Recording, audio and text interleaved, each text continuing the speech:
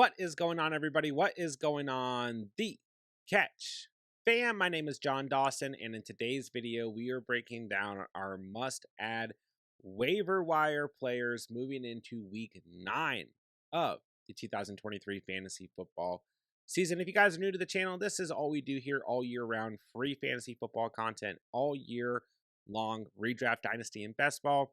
If you guys are into that, be sure to subscribe on the way in. But more importantly, be sure to get in the comments section down below anything that you guys need. Start, sits, ads, drops, trade advice, whatever it may be, moving into Week 9 of the season, let me know. I'll get back to you as soon as I possibly can. Without further ado, let's hop right into today's video. All right, first we need to start with Jahan Dodson of the Washington Commanders, who still sits at 54% rostered. Drafted by a lot of fantasy managers, has been extremely frustrating for a lot of fantasy managers. Player I was personally really high on coming into the season, coming off of his best performance of the year against the Philadelphia Eagles in Week 8 with 24.8 fantasy points, 10 targets, 8 receptions, 108 receiving yards, and a touchdown. It's also worth noting he had 8 targets in Week 7. So a couple pretty decent matchups coming up. New England, Seattle's not as good, but you can expect points in that game at least. Then the Giants, a little bit of a tough matchup in Week 12 against Dallas, but then a good matchup in Week 13 against Miami before the bye week. So kind of a side note, but Tamm Hill, who's 47% rostered and probably worth a look with more quarterback injuries this past week in Week 8, and he sits at quarterback 8 in fantasy. Still looks like he has a pretty good chemistry with Jahan Dodson. So I do see things improving for Dodson as the season goes on. Unfortunately, I do think he's still a boomer bust play at the wide receiver position.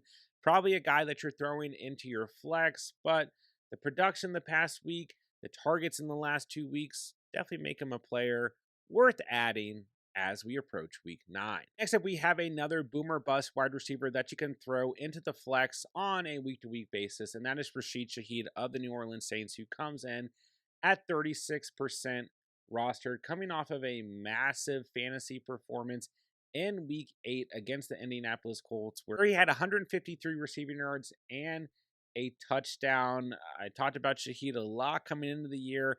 Really like the ceiling that we're seeing from him on a week-to-week basis. But the problem is, well, he's had a lot of double-digit performances this year. In between, he's also had a lot of single-digit performances. But he gets 2 really, really good matchups in the next 2 weeks. At home against Chicago, then in Week 10 against the Minnesota Vikings, 2 teams that have really struggled against opposing wide receivers. But even with the play of Michael Thomas and Chris Olave at the wide receiver position, which you could argue if those guys have been disappointing this season or not, but they've still been heavy factors in this passing attack, Shaheed has found a way to be relevant. Him and Carr seem to have a good enough chemistry. Against these soft defenses in Weeks 9 and Week 10, I really do feel like Shaheed is absolutely worth rostering as a good upside play for the next 2 weeks and throughout the rest of the season. Even if he's difficult to trust, give him a shot as we approach Week 9. Next up, I'm just going to talk about both Daryl Henderson and Royce Freeman of the Rams, because we know that Kyron Williams is not coming back until after the bye week. So he won't be back until Week 11 against the Seattle Seahawks. And this duo of running backs, Henderson and Freeman, has a fantastic matchup against the Green Bay Packers in Week 9, who have been really soft against the running back position. So last week, Henderson had 12 touches, 31 yards on the ground, but he added 3 receptions for 54 receiving yards, which put him at 11.5 total fantasy points. On the other hand, Royce Freeman had 44 yards on the ground, and found the end zone, and he had 12 touches the week before for 66 rushing yards. So this past week, that put Royce Freeman at 10.4 fantasy points, but he has still been involved in the last 2 weeks. So Freeman got the touchdown this past week. The week before that, Henderson got the touchdown. Henderson more involved in the passing game in the last 2 weeks. So you're still kind of taking a shot on either Rams running back. But man, this matchup against the Green Bay Packers, very promising. If you're struggling at the RB2 spot, you need a player to throw in for the week. Henderson or Freeman, whoever you like more, flip a coin, should get it done. in week 9 against the Packers. All right, I want to talk about another wide receiver, and that's Brandon Cooks of the Cowboys, who is rostered in 54% of fantasy leagues at the moment, but maybe in your deeper leagues, he's still sitting out there, and he's still available in almost half of leagues. But 14 or more fantasy points in his last 2 games, has made the most of his targets. He's had exactly 4 targets in his last 2 games, but he also has a touchdown in his last 2 games and has 2 good matchups coming up. It's an important divisional game against the Eagles in week 9. We should see some points in this matchup, but we also know that this Eagles secondary is one of the worst in the entire league. And if Cooks has scored in the last 2 games, I don't see why he won't get some red zone targets in this matchup. Then he gets the Giants at home in the following week. So Brandon Cooks, if he's out there, if you need help at wide receiver, we got a couple teams on bye this week. I absolutely think he's worth picking up. So listen, the production hasn't been really that great before the past 2 weeks, but ultimately the involvement has been promising in his last 2 games. If he's out there, you need to play at wide receiver. He's absolutely worth picking up as we approach week 9. All right, at the tight end position, let's talk about Trey McBride. He's 29% roster. In terms of the tight end position, probably the number 1 player you're going to hear about as we move into the week. We know that Zach Ertz is still on IR. Trey McBride got some phenomenal opportunities in week 8, absolutely made the most of it. 14 targets, 10 receptions, 95 receiving yards, and a touchdown against the Ravens. 25.5 fantasy points.